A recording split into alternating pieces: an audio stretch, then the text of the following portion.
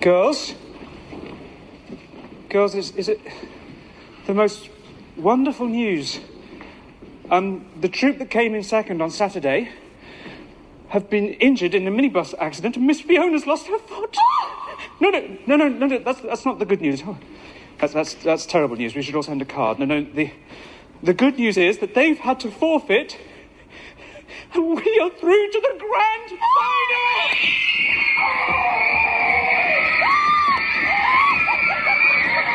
We are in the final! We are in the final!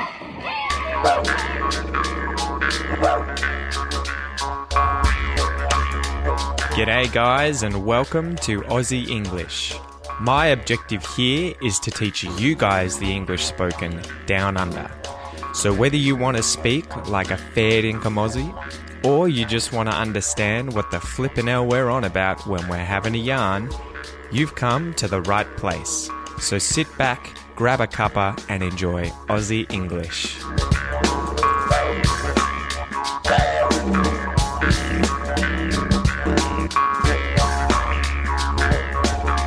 G'day guys, welcome to this episode of the Aussie English Podcast, the number one podcast teaching you Australian English, whether you want to speak like an Aussie, whether you just want to understand what we're bloody well saying. When we speak with this accent, you've come to the right place, and just sit back, grab a cuppa and enjoy. So this episode of the Aussie English Podcast is brought to you by the Aussie English Classroom, an online classroom where you get to complete today's expression episode as an English course. So when you guys enroll, you get instant access to all the previous expression episode courses that I've put on that website. Each course is specially designed to reinforce the English you've learnt in each episode, and it'll come with 6 lessons covering things like vocab, listening comprehension, Aussie slang, pronunciation, connected speech, and grammar. So it's all tied in there for each episode to try and reinforce the English that I'm using here and help you learn it even better. So you get to complete each course at your own pace. You can earn points, badges, make friends, and most importantly, level up your English. Anyway, intro spiel over. I hope you guys are well. I definitely think that you would laugh if you currently saw where I was standing. So I'm currently in the process of moving down from North Melbourne, down to Ocean Grove, to live with my parents for a little bit, save a bit of money. I'm waiting for my girlfriend to come back down from Queensland, and then we're going to find a place. But whilst I'm staying in this house where I grew up, back in Ocean Grove, my room has since been filled with a lot of crap. There are books in front of me. There's boxes full of stuff. I can see wine bottles. I can see shoe boxes, books. Yeah, there's tons of stuff in here, and I can barely move. So you couldn't swing a cat around in here. It's just ridiculous. I'm actually standing in front of some pink metal flamingos. So anyway, I thought I would give you that image in your head to just know that I haven't made it just yet. You know, I'm still going, I'm still working on things. Anyway, guys, the intro scene to today's episode was from a movie called Razzle Dazzle. Razzle Dazzle is an Australian mockumentary comedy film made in 2007. So a mockumentary film is a pretend documentary, hence mockumentary, that makes fun of a particular topic. That's what a mockumentary is. It mocks that topic, hence the word mockumentary. Rhymes with documentary. So this mockumentary takes aim at kids' dance contests. You know those little contests that kids can be involved in where they're all dancing together, and they usually involve crazy costumes and weird dance moves, and parents have to go along to them. The mockumentary Razzle Dazzle targets that sort of aspect of Australian culture. You know, whoever does that, I've never done that, you know, so don't hold it against me. So the things it makes fun of are things like really pushy parents, really strange and bizarre clothing and costumes, permatans and wigs. Permatans, I assume, would be tans that are permanent. You know, those orange things like Donald Trump at the moment. And also making fun of really strong Aussie accents. So it's a really good little movie, and it follows a dancing instructor with a penchant for politically incendiary dance routines. That is, that they have names that are a little politically incorrect, and there was one that was called the Kyoto Protocol Shuffle, just to give you an idea. So it's a really funny movie. It's full of Australian humour, lots of different accents in there, and it's a great example of Australians making fun of other Australians and their culture, taking the mickey out of other Aussies. Anyway, check that movie out. And now let's get on to the joke. So today's joke isn't really Australian-based, but I thought it was funny because it involves English spelling, okay? English spelling. So here's the joke. Why can't you hear a pterodactyl in the bathroom? A pterodactyl is that ancient flying lizard. At the times of the dinosaurs, you've probably seen pterodactyls if you've seen Jurassic Park, but why can't you hear a pterodactyl in the bathroom? Because it has a silent P. It has a silent P. Do you get that? It has a silent P, meaning that it can urinate, it can pee, it can piss quietly and you can't hear it. But the joke there is that the word pterodactyl actually starts with a silent P. And I believe that is because it is Greek in origin, the word pterodactyl. Okay, so that's the joke there. Why can't you hear a pterodactyl in the bathroom? Because it has a silent P. And I should spell pterodactyl. P-T-E-R-O-D-A-C-T-Y-L. Pterodactyl. All right, so let's get into today's expression, guys. Today's expression is to blow the whistle on someone. To blow the whistle on someone. So this was suggested by Dua in the Aussie English Facebook group, which is linked in the transcript. You might notice there that I've changed the name to the Aussie English Facebook group. It's much easier than always having to say the Aussie English Virtual Classroom Facebook group. So finally got around to changing the name there. The Aussie English Facebook group, you guys can search for it on Facebook and join it, and there are daily activities in there for you to be involved in. And obviously you get to vote on expressions that I use each week in these episodes. So let's go through and define the different words in the expression to blow the whistle on someone. To blow the whistle on someone. So the first two words there, to blow, it's a verb, to blow. To blow is this. It's to generate wind. It's for air movement to occur. So it's usually done as a result of expelling air through pursed lips. So doing this. That is the idea of to blow. Okay, you might blow a candle out. The wind might blow really strongly. It's air movement. A whistle. Okay, a whistle. So this can be two things. Firstly, it can be an instrument used to produce a shrill, high-pitched sound, especially for giving a signal. Okay, so an instrument, a little tool that you can put in your mouth, you can blow through it, and it makes a shrill sound. So a referee in a footy match has a whistle and he blows the whistle in order to start or stop the game, right? The other thing that a whistle can be is a shrill sound made by whistling. So if I go, that is also a whistle, okay? So the last one here is the use of the word on for on someone, okay? When you do something on someone. This is equivalent to doing something to someone.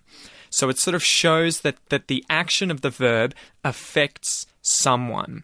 And so this actually happens with different kinds of verbs. It's sort of another way of creating a phrasal verb, okay? And you just kind of need to get used to the sorts of verbs that are followed by the particle on. So for example, you can prey on someone. You can run off on someone. You can muscle in on someone. You can rub off on someone. All of those are effectively you doing this verb to someone, but instead of saying to, we say on. All right, so let's go through and define the expression and its origins. Let's chat about its origins. So the expression to blow the whistle on someone means to expose or report something scandalous or deceptive that someone has done or that someone's currently doing. So to expose or report something scandalous or deceptive that someone's doing. So I had a bit of a look to see if I could work out where this origin may have come from, and there wasn't really any specific direction given to me when I was searching, but I imagine that it originates from sports where referees use whistles to control the game. So they blow the whistle to start the game, to stop the game, pause the game. And for example, in footy, Australian rules football, in footy, if the ball goes out of bounds or a goal is scored, someone marks the ball, anytime the game needs to be stopped and then started again, it needs to be paused and restarted, the referee, will blow the whistle to signal this. So specifically, when someone gets fouled though, if someone hits another player or does an illegal move, this is when the referee will blow the whistle on another player, so on the bad player who fouled someone. The ref will blow the whistle on them. So a penalty is then given against the bad player so that his opponent gets an advantage. And I think that in terms of, say, dodgy dealings or behaviour in the business world, this is where this term has probably originated from. It sort of seeped into that world from sports. So that now, when anyone draws attention to a scandalous, deceptive, dodgy or sketchy behaviour that someone's doing in business, at work, they're figuratively blowing the whistle on that person in order to expose them in the hopes that they will be punished for their deeds. So let's go through and do some examples for today's expression and how I would use it when speaking English, guys. So example number 1. Imagine that you find out your boss at work is committing a lot of fraudulent acts. So he's cooking the books, which means that he's modifying the financial documents at work. He's falsifying these documents. He's cooking the books in order to steal money, or maybe in order to not pay tax and save the business some money. So this is really illegal in pretty much every country in the world. I don't think you would get away with this. So if you drew attention to the fact that your boss was doing this, that he was committing fraud, you're blowing the whistle on your boss. You're being a whistleblower, and you're blowing the whistle on this dodgy guy, on the dodgy undertakings of your boss. Example number 2. You've got some dodgy politicians, so some sketchy or dodgy pollies, some politicians, and these guys are leaking information that they shouldn't be to the media in order to better their own political position. So it's negatively affecting their opponent's political position. If you find out about this, maybe you're a journalist or something, you find out about this misconduct because they're not meant to be doing this legally, you could take it up with the authorities, or maybe you could leak this information yourself to the media about these dodgy pollies, okay? So you're being a whistleblower in this case. You're blowing the whistle on the scandalous and deceptive activities of these sketchy pollies. You're blowing the whistle on them. The third example here is tobacco companies. So tobacco companies knew for a very long time that you can get incredibly sick, you can get diseases from smoking cigarettes. So from smoking ciggies. It's a slang word in Aussie English for cigarette, a ciggy. So they knew that these things were incredibly bad for your health, that they were causing diseases like cancer, but they didn't do anything about it because they wanted to keep making money. So if you were a worker for a tobacco company and you had access to this privy information, to this private information, maybe you went to meetings with certain executives, with execs from the company, they could be the CEO or something, and you find out that they were purposefully hiding this information or delaying the release of this information in order to save money or in order to make more money, you might decide, screw this, I'm going to the media and I'm going to blow the whistle on these dodgy CEOs, these dodgy execs. So you want to bring light to what they're doing. You want to show them for the people they are and for the misdeeds, the misconduct that they're doing. So you blow the whistle on them. You're a whistleblower and you go to the media to blow the whistle. So let's go through a little listen and repeat exercise, guys, and then we'll smash out today's Aussie fact and we'll finish up. So listen and repeat after me, guys. This is your chance to pronounce this expression and the words in it just like me and improve your English accent. Let's go. To blow. To blow the. To blow the whistle. To blow the whistle on. To blow the whistle on someone. To blow the whistle on someone.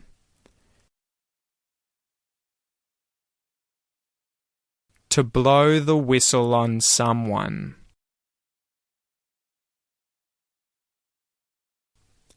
To blow the whistle on someone.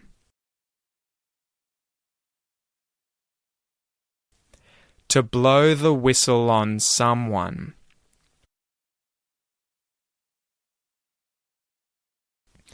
I blew the whistle on him.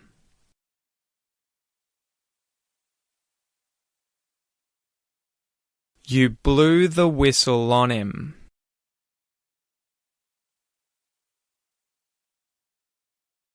She blew the whistle on him.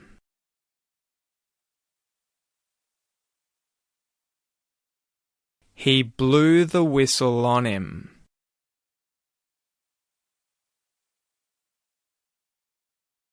We blew the whistle on him.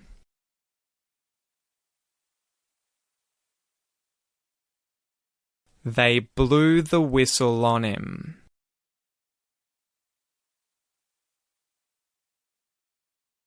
It blew the whistle on him.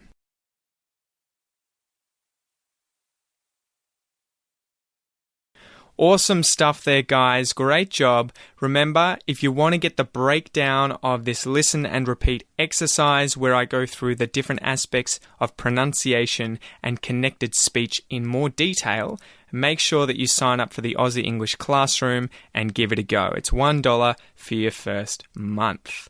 Anyway, let's get into the Aussie fact, guys. Today I wanted to talk to you about the history of the discovery and immigration of Australia. So this has got a lot of points in it, so I might break this up into multiple parts, but today we're going to go through everything up to British colonisation. Alright, so we're going to go through a brief overview of the immigration and discovery of Australia. So firstly, 60 to 40,000 years ago, Indigenous Australians arrived. They arrived in Australia 60 to 40,000 years ago. That's a very long time.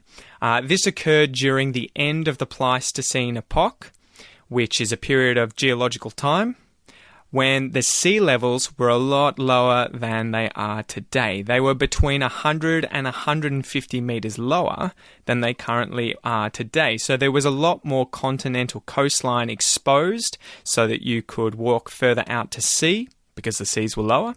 And so the continental coastline of Australia extended further north as a result, as well as further south, east and west. And Australia and New Guinea, the landmass above Australia, formed a single landmass, which is known as Sahul. Okay, so Australia and New Guinea were joined at this time into a single landmass, and they were called Sahul. There was a land bridge that joined Australia and New Guinea, and this stretched across the Arafura Sea, the Gulf of Carpentaria, and the Torres Strait, so the north of Queensland all the way to New Guinea. And so the ancestors of modern Indigenous Australians most likely just walked here across this land bridge 60 to 40,000 years ago. So that's point one. Recent research suggests that around 4,200 years ago, a wave of migrants from India actually arrived in Australia. So how crazy is that? If you're an Indian listening to this right now in Australia, you guys are potentially more closely related to Indigenous Australians than I am because of this group of Indians that migrated to Australia over 4,000 years ago. So this was discovered through DNA analysis of modern Indigenous Australians. They looked at their DNA and they compared them to other peoples in the world, and they found that 11% of DNA of modern Indigenous Australians originates from India. 11%. How crazy is that? And this coincides, this period of time, 4,200 years ago, coincides with the arrival of dingoes into Australia, suggesting that Indians took their dingoes, their dogs, with them when they came to Australia. And these Indians may have also brought some unique stone tools called microliths. So that's point 2. Point 3. So recorded history shows that in the early 17th century, so the early 1600s, the continent of Australia experienced its first coastal landings and exploration by European explorers. So the Dutch had colonies in Southeast Asia at the time, established by the Dutch East Indies Company, and Dutch navigator Willem Janszoon in 1606 on board the Duifken is generally considered to be the first European discoverer of Australia. So between the years of 1606 and 1770, something like 54 European vessels made landfall on Australian soil, and at this time, Europeans referred to Australia as Terra Australis Incognita, which means unknown land of the south. So despite all these vessels visiting Australia, though, none of them ever claimed ownership of Australia. That's point 3. Point 4. There's an interesting theory that Australia may have been first seen by Europeans 80 years before the Dutch, in 1521 to 1524, by some Portuguese navigators. So what's the evidence for this? There are Dieppe maps, a group of 16th century French world maps that show a large landmass between Indonesia and Antarctica. The landmasses in question on the map carry French, Portuguese, and Gallicized Portuguese place names. There was also the presence of Portuguese colonies in Southeast Asia from the early 16th century, so the 1500s, in places like Portuguese Timor. And Portuguese Timor, now known as East Timor or just Timor, is found 650 kilometres north of Australia. So it's really only a stone's throw away. Various antiquities have also been found on Australian coastlines, which are claimed to be relics of early Portuguese voyages. So that's pretty interesting that the Portuguese may have seen Australia 80 years before even the Dutch, who saw Australia 170 years before the British. That was point 4, and here's point 5, and then we'll finish up. So in 1770, Englishman Lieutenant James Cook, or Captain James Cook, charted the east coast of Australia in his ship H.M. Bark Endeavour for Great Britain, and returned with accounts favouring colonisation at Botany Bay, which is now in Sydney, New South Wales. The first fleet of British ships was led by Governor Arthur Phillip, and it arrived at Botany Bay between the 18th and the 20th of January 1788 to establish a penal colony. So this was 18 years after James Cook found Australia, or at least discovered it, quote unquote, for Britain.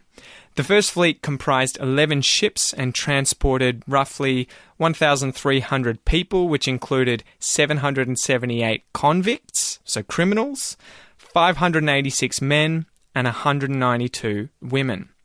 So that's it. So the key points here with regards to British discovery and colonisation of Australia: Captain James Cook didn't discover Australia and wasn't even the first European to step onto Australian soil. He claimed Australia for Great Britain, as he had been instructed to by King George III of England on the 22nd of August, 1770. And this was at Possession Island, and he named Australia New South Wales. So that's where the state name New South Wales comes from.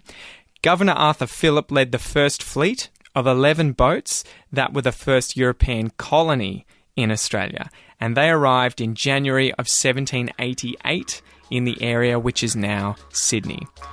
So I hope you enjoy this episode, guys. There's heaps of content in here for you. Lots of Aussie culture, Aussie history, and a bunch of expressions and vocab for you to help upgrade your Aussie English. Enjoy your week, guys, and I'll chat to you soon. See ya. G'day, mate. Thanks for listening to this episode of the Aussie English Podcast. If you wish to support the podcast and help me keep bringing you content, you can do so via my Patreon page. Remember, it's my mission here at Aussie English not only to help you understand Australian English, but to speak it like a native.